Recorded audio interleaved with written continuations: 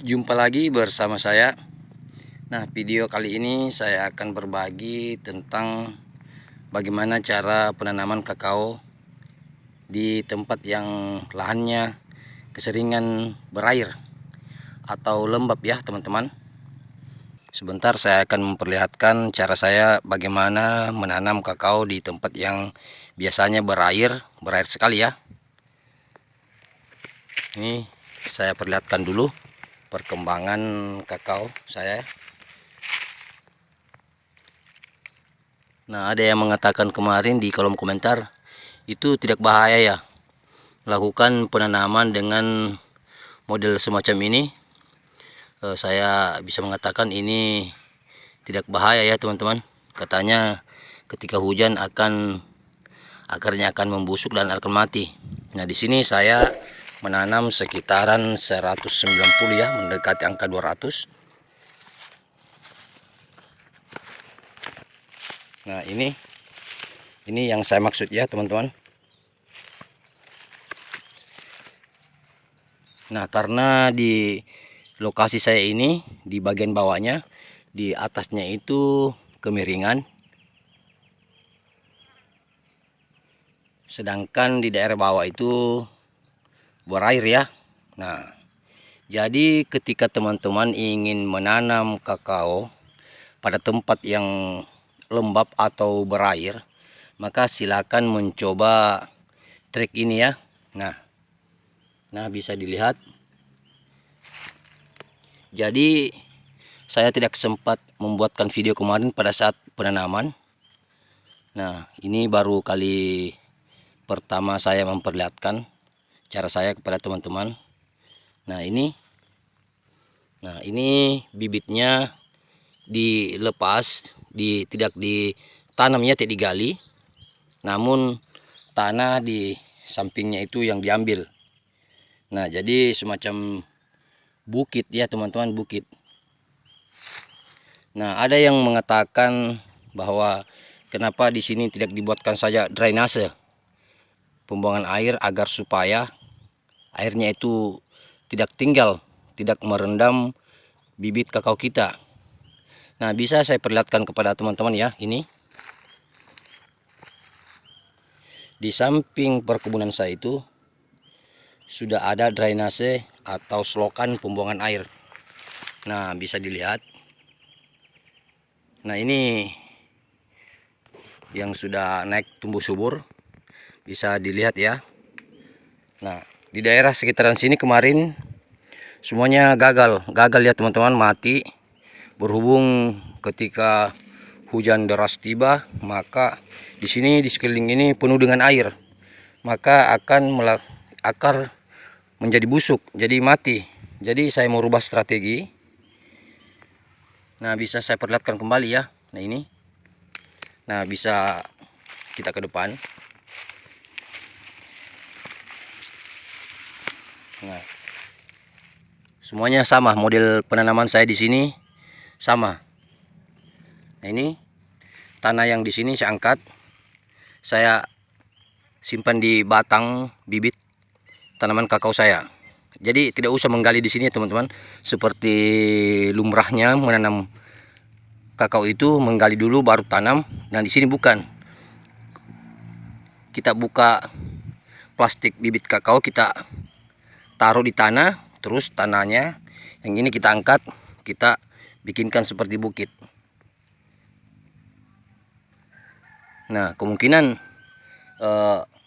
ada yang pasti heran melihat cara ini, namun saya pastikan ini salah satu proses penanaman yang boleh dikata bisa berhasil ya teman-teman, karena cara ini atau teknik ini pernah saya lihat di tetangga kampung saya. Nah, kapan-kapan saya perlihatkan.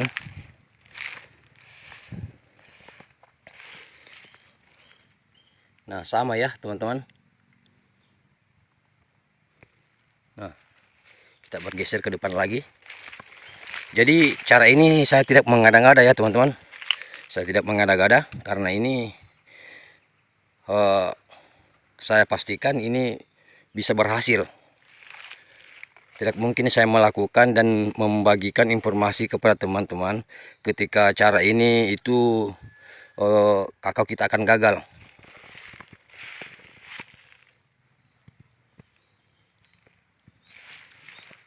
Oke.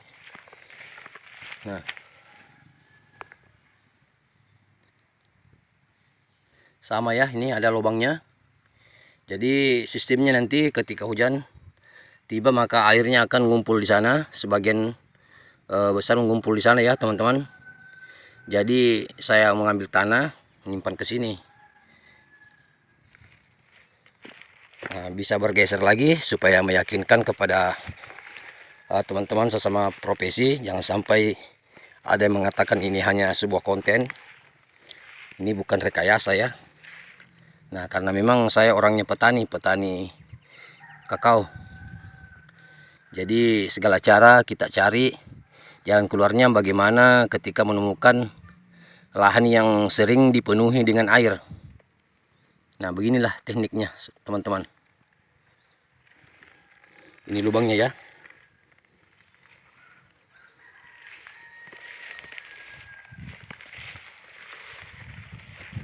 Sama ya teman-teman. Nah, kita bergeser lagi. Nah, ini. Nah, ada sekitaran di sini 20 pohon yang mati gara-gara akar membusuk. Padahal seandainya kemarin itu tidak mati, dia akan seumuran ini yang di depan saya. Ini akan seumuran begini ya, karena penanaman kemarin di sini saya lakukan bersamaan. Akan tetapi ada yang gugur, mati. Karena itu kembali lagi akarnya tidak mampu untuk berkembang karena mengalami pembusukan. Kemarin kan saya sudah memupuk kakao ini dengan menggunakan MKP pada usia 17 hari. Dan pada saat usia 1 bulan saya memberikannya lagi dengan pupuk pelangi. Nah, sampai di situ ya teman-teman, jangan lagi memberikan pupuk lagi. Kita tunggu sampai 2 bulan ke depan lagi. Karena kadangkala apabila itu keseringan disuplai dengan kimia atau pupuk, maka biasa tanah di sekitarannya itu akan tertekan, akan jenuh, dan akan membuat perkembangan kakao kita itu turun drastis, biasa dengan ciri-ciri daunnya menguning ya.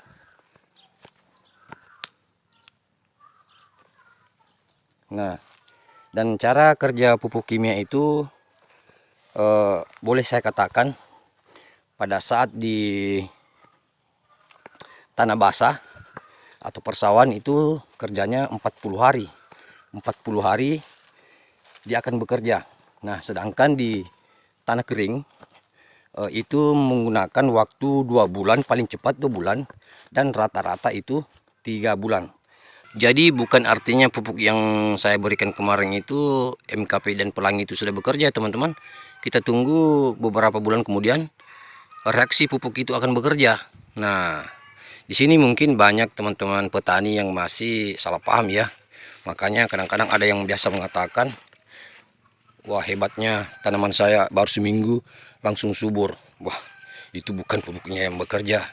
Namun memang masih tersimpan kandungan yang bisa mengangkat unsur hara di dalam tanah, yang tersimpan dalam tanah ya teman-teman. Nah, bagi teman-teman yang melihat atau menonton video saya, jangan lupa like, comment, and subscribe ya. Dan satu lagi, nyalakan lonceng notifikasinya agar teman-teman dapat mengetahui informasi terbaru langsung dari saya. Semoga video saya ini bermanfaat. Sampai ketemu di video selanjutnya.